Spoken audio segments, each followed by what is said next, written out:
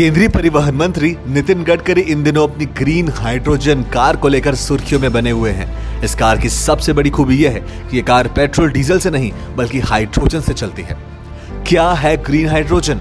क्या petrol diesel को replace करेगा ग्रीन हाइड्रोजन? कैसे बनता है ग्रीन हाइड्रोजन? आइए जानते हैं। ग्रीन हाइड्रोजन को भविष्य का ईंधन यानी फ्यूल ऑफ द फ्यूचर भी कहा जा रहा है। हालांकि ईंधन के तौर पर हाइड्रोजन का उत्पादन काफी पहले से होता आया है। तो फिर ये ग्रीन हाइड्रोजन क्या है? आपने कॉलेज टाइम में एक प्रैक्टिकल जरूर किया होगा जिसमें पानी से हाइड्रोजन और ऑक्सीजन को अलग करते हैं। इस प्रक्रिया को इलेक्ट्रोलाइसिस कहा जाता है। इस प्रक्रिया में बिजली के करंट से ऑक्सीजन और हाइड्रोजन को अलग किया जाता है। अगर बिजली किसी रिन्यूएबल एनर्जी जैसे कि सोलर या पवन चक्की से मिलती है तो इसमें मिलने वाले हाइड्रोजन को ग्रीन हाइड्रोजन कहा जाता है। पीरियोडिक टेबल में हाइड्रोजन पहला एलिमेंट है और ये बहुत ही रिएक्टिव होता है। आमतौर पर किसी ईंधन को जलाया जाता है, एनर्जी पैदा होती है और उसके बाय प्रोडक्ट बनते हैं जो कभी कभी पर्यावरण के लिए खतरनाक भी साबित होते हैं। लेकिन हाइड्रोजन इकलौता ऐसा एलिमेंट है जो जलता है तो पानी बनता है। इसीलिए कहा जा रहा है कि ग्रीन हाइड्रोजन सबसे टिकाऊ एनर्जी है जिससे नुकसान कुछ नहीं होता है। लेकिन अगर सब कुछ इतना अच्छा है तो पूरी दुनिया ग्रीन हाइड्रोजन का इस्तेमाल क्यों नहीं करती है? क्यों नहीं अपनी कारों, कारखानों और फैक्ट्रीज को ग्रीन हाइड्रोजन से चलाती है? तो इसका जवाब है कि ग्रीन हाइड्रोजन को बनाना इतना आसान नहीं है, लेकिन लागत बहुत ज्यादा है। इसलिए पूरी दुनिया में एक भी देश ऐसी टेक्नोलॉजी विकसित नहीं कर पाया जो ग्रीन हाइड्रोजन को ईंधन के तौर पर किफायती बना सके।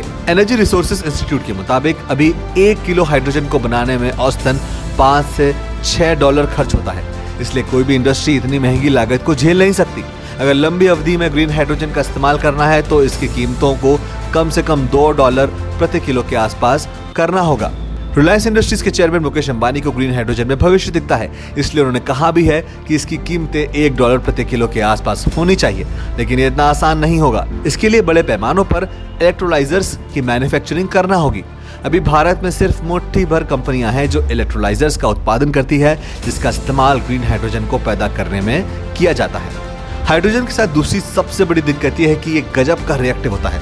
ये करीब सभी एलिमेंट्स के साथ बॉन्डिंग कर सकता है। इसको -250 डिग्री सेल्सियस पर स्टोर करना होता है।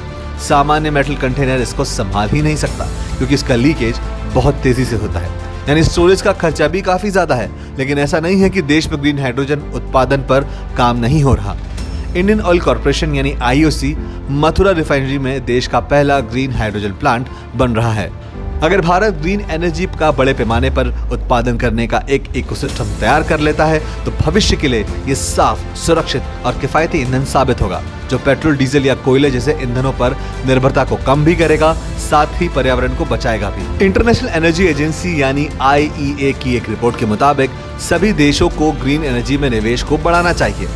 इससे हर साल 830 मिलियन टन CO2 को वातावरण में जाने से बचाया जा सकता है।